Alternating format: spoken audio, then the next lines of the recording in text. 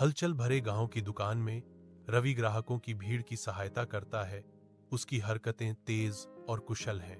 लेन then के बीच एक ग्राहक अनजाने में अपना पर्स भीड़भाड़ वाले काउंटर पर छोड़ जाता है। रवि की नजरें भूली हुई पर्स पर पड़ती हैं, जिसकी सामग्री स्पष्ट रूप से पैसे से भरी हुई है। रवि के चेहरे पर एक दृश्यमान आंतरिक संघर्ष झलकता है। प्रलोभन उसके विवेक से युद्ध कर रहा है। फैसले का भार भारी है, क्योंकि रवि पर्स पकड़े हुए है। उसका माथा विचार में डूबा हुआ है।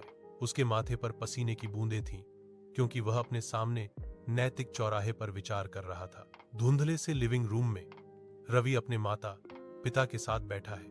परछाइयां उनके चेहरों पर नाच रही हैं, क्योंकि वह अपनी कहानी शुरू करता है। रवि ने पर्स मिलने की बात बताई। उसकी आवाज शर्म से भरी हुई थी, क्योंकि उसने उस लालच को कबूल किया जिसने उसे थोड़े समय के लिए जकड़ लिया था। उसके पिता ध्यान से सुनते हैं। उनका भाव विचारशील है। उनकी आंखों में मार्गदर्शन का एक मौन वादा है। रवि, ईमानदारी सबसे मूल्यवान गुण है, उसके पिता कहते हैं। रवि सिर हिलाता है।